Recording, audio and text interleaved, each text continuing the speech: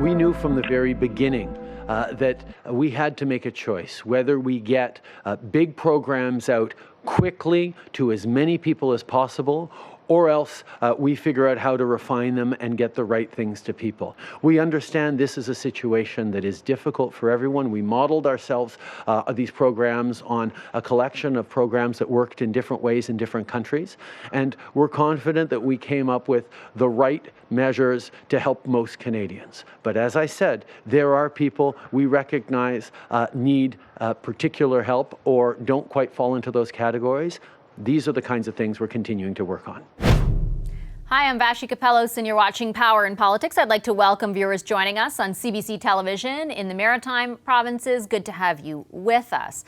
We are watching for two press conferences now, one from U.S. President Donald Trump and another from Alberta Premier Jason Kenney alongside his province's chief medical officer. The province is expected to release detailed modeling data as well as projections for the spread of COVID-19 in that province. We'll bring that to you the second it starts to happen. In the meantime, though, we want to continue the conversation on what the federal government did today, continuing to tweak its emergency relief measures to cover more Canadians and businesses in need during this pandemic. The feds adjusted the eligibility criteria today for the Canada Emergency Wage Subsidy. Now businesses have to show a revenue dip of just 15% in March as opposed to 30%, though in subsequent months they will have to show 30%. There's also more flexibility in how they'll calculate that initial revenue drop. The feds also announced new plans for the Canada Summer Jobs Program in an effort, they say, to help students who can no longer find work for the summer. But will those changes be enough, and what else can be done? Aaron Bernstein is the owner of Bernstein's Deli in Winnipeg. He joins me from there now. And Ali Leckie is a fourth-year student at Queen's University. She joins us from Cornwall. Hi to both of you. Thanks for being with us. Good to see you. Thanks for having me. Aaron, I want to start with you because we spoke with you, I think it was, I'm losing track of time, but I believe a few weeks ago when this initial announcement was made. You didn't feel like it would be an immediate help with the change, especially because of the revenue calculation. With the changes announced today, does that make a difference for you? It does, because we were only down about 18% in March. So I've been operating under the assumption that we wouldn't qualify for month one, and then likely we would for month two. Like April, we're already down close to 40% year over year. So yeah, knowing that we're going to qualify now for March is a great help, but the big thing is actually getting the money in our hands. That's the piece that's missing at the moment. Yeah, and I just want to quickly follow up with you, Aaron, because I did ask the minister a bunch of times just how fast that money could actually get into your hands versus when the applications start. It sounds like it could be 3 to 6 weeks from when the legislation is passed in Parliament. We still don't know when Parliament is reconvening. Let's say you have to wait 6 weeks for that money in a worst case scenario. What does that mean for you? It means we may have to reduce our hours more to keep costs down. We may need to have a little bit less staff because you have to come up with the money today. Whether or not they're going to get it back to us in the future, I'm more confident now that they will, but still, like, we don't know when that's going to happen. So, the bills keep coming in, they have to be paid. I may have to reach into personal funds at some point, which, I've done in the past just as the business needs, but it's not something you want to do when there's situations outside your control. It's always a last resort. Ali, tell us a bit about your situation. So you're a student, and my understanding is that you're currently not eligible for the other big sort of financial relief the federal government is offering, which is the CERB. Yeah, so when they first came out with the new relief fund, I was pretty happy as to, obviously, students across country, probably the same as me, were worrying about how we were going to get the funds for September, whether it be tuition, living costs, all those kinds of things. So I initially thought that we would be eligible. And so I should explain to our viewers that students are not necessarily eligible because you do have to have made $5,000 last year. So a lot of students who were worried about not being able to work in the summer to pay tuition found themselves in this sort of spot where they didn't qualify. The government today announced almost like a retooling of the Canada Summer Jobs Program, extending the length of the employment of the students and also offering 100% of a wage subsidy. Does that apply to you at all? Well, I'm not really sure as to if that's to businesses or to government programs. But for me, for example, I worked as a server last summer, working 2 jobs too. help me with the fees that come with school. So I'm not sure if that's for restaurants and bars, things like that, where students typically work. So that would be great if it was, but the question is, I guess, is when will those be open again? So that's kind of like my concern, and I think students across country as well. Erin, tell me a bit about business over the past few weeks. I know that you were retooling it a little bit to try and, augment to the fluid situation, but what is the sort of reality that you're dealing with at the moment?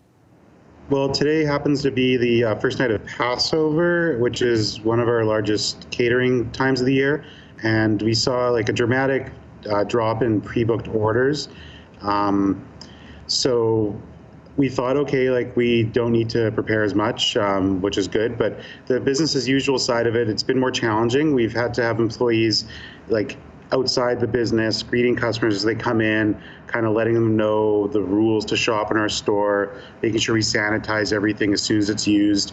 The phone's ringing off the hook, so people are basically on the clock, just answering the phone, taking information. And we've had to cut off answering the phone and filling orders at certain points. But still, like, no matter how hard we work and how much we answer the phone and how many orders we take, doing business that way, at the end of the day, it adds up to 40% less sales than when we just open our doors, people come in and shop, eat in our restaurant, things that aren't really happening much anymore. What about, again, let me just follow up with you, Erin. What about the loans that the government is offering? Again, I asked the minister because I keep hearing from smaller businesses who are particularly worried about their costs, not just not just paying their employees. And he pointed to, and like the government has often, the loan program that they're offering, which would be $40,000 interest-free for a year, up to $10,000 of that forgivable eventually. Would that help you, and have you looked into that at all? Yeah, I'm in touch with my banker a couple times a week. It's not available yet. I'm very interested in those funds. That would be a great help in floating us until the wage subsidy comes along. And I see no reason not to take the money. Like, we have other loans we're paying, so if I can pay those down with zero interest, I'm saving a bit of money there. It'll help me pay other bills that are coming in. Being a business that's open, I feel it is a great tool for us, but I know most of the other tenants in the mall are closed currently, so something like that would not be a solution for them because they don't have the cash flow on a daily basis to pay down bills as they come. Whereas for me, we have bills kind of stacking up and we're able to pay them. It'll be help with that, and then when things return to normal, we should be able to catch up. Have the banks given you any indication of how long it might be before they're able to start doling the money out? I'm on Canada.ca every day now, and they kind of keep referring me to that. The website kind of just links the same information. So I don't think anyone actually knows. It says the week of March 6th, which is this week. Good Friday is a holiday, so if the funds aren't available tomorrow, I think the government's missed their target date for releasing the money. We shall see. Ali, let me get a bit more information from you about sort of, I guess, what the summer means to you financially normally. Like, how crucial is it that you be able to work over the summer in order to attend school next year? Well, like as students, we're in school 8 months of that year, and a lot of students have different responsibilities, don't have time to get a job on the side, whether it be full-time, part-time, things like that. So, the money that I make in the 4 months is very crucial for not just tuition, but also, rent and all the costs that involve living on your own. And so Sorry, go ahead. So it's kind of scary not knowing, like, even if we do get, say, restaurants, stuff like that, that the government's talking about to open, if even that does open June, July, is still not enough to cover those costs. Because you would normally work the full 4 months, correct? Yeah. Yes. Yeah, and what about among your friends? Like, are people in the same situation? Are you finding this is a pretty common thing right now? Well, actually, so I just finished my 4th year and I'm going back for a 5th, but a lot of my friends, they're grad students now, I guess. So even then, they're wondering, when am I going to find a job? Like, I have all this debt. How am I going to pay it off? That kind of thing. Erin, a lot of talk right now among public health officials and the public in general about how long this is going to last. We keep getting these projections every day. We're waiting any minute now for Alberta, for example, to release its projection, kind of trying to give people an idea of how long things might be this different or somewhat different. When you hear those projections, the idea that we could be in this for at least a few months, if not 6 months, maybe even 18 months, what goes through your head? Well, I'm optimistic. I feel like Winnipeg's a pretty spread out, isolated community, so I'm hopeful that if we don't travel out of province, that things might return to normal in Winnipeg pretty soon. But I know for the country, there's a lot of greater challenges. It is scary. People want to go to their colleges. People want to go to music festivals. Those things are already canceled. It's a huge disruption. I'm not sure if I'll be able to golf in a few weeks when the weather's nicer.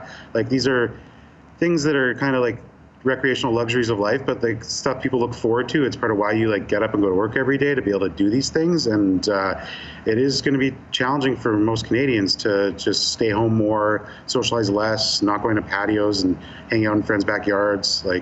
These are normal activities that we do year after year. For sure. Well, I wish you both the best of luck, and I really appreciate you spending some time with us this evening. Thanks a lot to Erin Bernstein, owner of Bernstein's Deli in Winnipeg, and Ali Leckie. She's a fourth-year student at Queen's University, and she joined us from Cornwall. Our government understands that not all businesses operate the same way, and that's why we're making changes to include as many of you as possible. We will keep listening, but we really hope you will use this help from your country and from your fellow citizens to rehire and pay your workers. If our economy is to get through this, we need businesses to survive and workers to get paid. The other side, of course, of the spread of COVID-19 is the economic side of all of this. The federal government is now relaxing the rules around help for businesses during this pandemic. More businesses distressed by the COVID-19 outbreak will now be eligible for the government's 75% wage subsidy after the business community said the conditions were too strict. Prior to today, a business had to show a 30% drop in revenue compared to the same month last year to qualify for the subsidy. That's now been lowered to 15% for the month of March. It'll go back up to 30% for subsequent months. There's another change as well. Initially, businesses had to prove that loss by comparing their revenue to the same month last year. They can now compare it to revenue in either January or February of this year. And businesses, this is the same as it's been from the start, of any size are eligible. The government also changed the parameters for not-for-profits and charities. They can now exclude federal funding from their books, government funding, if they need to prove a qualifying drop in revenue. The feds say these changes ensure that the employers hardest hit get the help they need, but will they have to wait 6 weeks for that cash? And what issues are holding up the bill that would bring all of these changes into effect in Parliament? Navdeep Bains is the Minister of Innovation, Science and Industry. He joins us now from Toronto, I believe. Hi, Minister Bains. Good to see you. Good to see you as well, Bash. Actually, from Mississauga. I just want to clarify. From Mississauga. I don't want to make that mistake either. My apologies. Thanks again for joining us, Minister. I wanted to start off on the timeline, and I know I feel a bit like a broken record, but I keep getting inundated with emails and correspondence from business owners who hope to be able to access these wage subsidies, but are worried about having to wait 6 weeks. I heard the Prime Minister today say he hopes it'll be 3 weeks. What is the earliest you're going to get cash into business owners' hands? So I think there's a couple of key components to that. One is we want to make sure that we move ahead with the legislative process, and we're engaging with the other political parties to do that. With respects to moving forward in terms of businesses being able to get access to the money sooner rather than later, we strongly recommend they go to the Canada Revenue Agency website and open up their account and create an account there so we can quickly deposit that money as opposed to for any potential delays associated with that. So again, though, what is the timeline then for this money and I take your point on registering with CRA, but is it a month and a half that businesses are going to wait from now? Does it depend on when Parliament reconvenes? Yeah, it does depend on when Parliament does reconvene, and the timeline, as we said before, is between 3 to 6 weeks. Before they can apply or they can get the money? No, so once they set up the account, then we can quickly make sure that they get access to that money. We need to move ahead with the legislative process so we can move forward of implementing this. And so once we get the account up and running, it's from 3 to 6 weeks from that point on. What's the holdup in Parliament? It's a great question, Vashi. We're working in good faith with the other political parties. We want to make sure we get this money in the hands of Canadians and Canadian companies. So we're working with complete transparency with the other political parties to move this agenda forward, and we hope that they understand the urgency and move forward in an expedited manner. So does that mean that you're saying the other parties are holding this up? I'm saying that we want to move quickly and not slowly, and our goal is to move forward in a timely manner. And so we have acted in good faith and provided this information to other political parties so they understand that this is focused on the wage subsidy. This is about making sure that Canadians get access to that money sooner rather than later, and we're asking for their support. My understanding is that, in principle, the parties do support the wage subsidy program, but they've got other suggestions. The Conservatives, for example, have talked about a GST rebate. Can you be clear with us and with Canadians who are watching? Is the negotiation the holdup? Are there recommendations that parties are making that your government is unwilling to incorporate in this bill? What exactly is it? This $73 billion wage subsidy initiative is the single largest such investment since World War II to help Canadians. So this one-time injection of support is significant. This is what we're focused on. This is what we committed to Canadians. This is what we've been working with businesses to refine and, like you said, make more flexible, make it more generous, so therefore more Canadians can get access to that money. And from our point of view, that's the agenda that we have, and that's exactly what we've been communicating with the other political parties. With respect, Minister, that doesn't answer whether you're willing to entertain proposals put forth by those opposition parties. Are you? We're willing to entertain how fastly we can move forward, or how fast we can move forward with getting this bill through around the wage subsidy. That is our priority. We recognize there might be other options that political parties may want to pursue, but at this moment, our number one objective is to make sure that Canadians get access to money sooner rather than later. This wage subsidy, this $73 billion investment into Canadians, into Canadian businesses, is a critical component of helping us deal with this COVID-19 crisis in the short term. Okay, the wage subsidy definitely helps a number of companies. We heard, for example, of Air Canada deciding to rehire thousands of workers today based on it. But I've also heard from a number of particularly small businesses who have reached out saying, this doesn't help me. If I could rehire workers, sure, but my biggest problem are fixed costs, things like rent, for example. I had one person email me today saying, there is nothing in the proposal to protect the small business owner, only the employee. If the small business goes under, then the employee will have no job or business to go back to. I know that your government has worked to secure some interest-free loans for a year. That's correct. But for many businesses, $40,000, which is the amount of the loan, is not enough to pay the rent for the next 3 months. So we recognize that small businesses in particular, as you highlighted, are going through cash flow challenges. And that's why that $40,000 program should not be underestimated. It's interest-free, and that allows them to pay some of the bills in the short term. And this injection of support for their payroll also takes a significant cost away as well. So they get $40,000 plus they get a 75% wage subsidy. And by the way, it's not obligatory. It's not necessarily an obligation for small businesses to pay the remaining 25%. So effectively, they get that wage subsidy plus this $40,000 loan interest-free. And we feel that helps many, many businesses navigate through these challenging times. But what about for the ones that it doesn't? Particularly, the quote-unquote ma and pa shops who don't have 20 employees or even 10 employees to hire back. And even if they did, this would cover their wages. It might not necessarily, especially if you think of rents in places like Toronto and Vancouver, that doesn't cover a lot. We're also engaging with the Business Development Bank of Canada to see what additional supports they can provide. We've given them significant amounts of liquidity to pass along to customers as well. And we've loosened the eligibility criteria for that as well. So we're trying to make sure that we cover as many businesses. We recognize that with certain programs and certain initiatives, certain businesses may fall through the cracks. And when that does happen, we take a step back, we reevaluate what changes we need to make, and we adjust. And that wage subsidy announcement today is a reflection of that. We heard from businesses around, especially high-growth businesses, that they were looking for additional support. That's why we reduced the revenue criteria from 30 to 15%. That's why they have an option to compare to the first 2 months revenue this year versus the previous years. All this is designed to make these programs more generous, to help out more companies to help out more people. Okay, and I apologize. The connection is not the best right now, so you're coming in and out a little bit. I apologize to our viewers, but we want to keep you here for a few more minutes because I do want to ask you about personal protective equipment as well. We had the head of the president of the Canadian Federation of the Nurses Unions, Linda Silas, on the show last night. She's asking for your government to invoke the Emergencies Act in order to ensure equitable, fair distribution of the equipment that healthcare workers need. Would your government consider that right now? Look, we're working in good faith with the provinces and territories to understand their needs to make sure that they get the equipment that is necessary for frontline healthcare workers.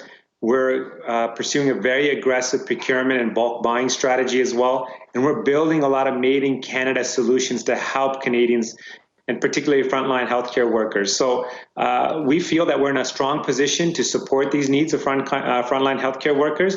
And so in the short term, I don't think we need to take any additional steps. And also, as I said, we've got a very positive, collaborative working relationship with the provinces and territories. I understand that, but we are still hearing from, for example, nurses who work in long-term care homes, certain premiers versus other premiers. Not that they're competing with each other, but we are particularly hearing, let's say, from Ontario and Quebec about the need for personal protective equipment and how soon they might run out of that. And I just want to be clear, is there anything in addition to what's happening right now that your government is considering? I think at this stage, our focus is buy, build, build, build. That's why yesterday the Prime Minister announced the fact that we are pursuing the production of 30,000 ventilators right here in Canada, built by Canadian companies. These are the kinds of examples that we think will help deal with some of the frontline concerns that frontline healthcare workers have. We also, for example, run masks, have a solution within Canada called Medicom that's going to build millions of masks. So if there's any challenges to logistics or any challenges to global supply chains, we have domestic production, domestic capacity to support Canadians. But that capacity will take a while to get up and running, right? I take your point. I know the 30,000 ventilators were just announced, but this isn't a turnaround that starts tomorrow. Yeah, in some cases, it'll take a few days. So we're expecting 2.3 million masks to arrive in the next few days. But with respects to ventilators, that will take a few weeks. But we feel that all the steps that we are taking will address those frontline healthcare worker concerns. Okay, I'll leave it there. Thanks so much, Minister Bains. Really appreciate your time this evening. Thanks, Vashi. That is Innovation Minister Navdeep Bains. Hi, I'm Vashi Capellos, host of Power in Politics. See more of our show by subscribing to the CBC News channel or click the link for another video.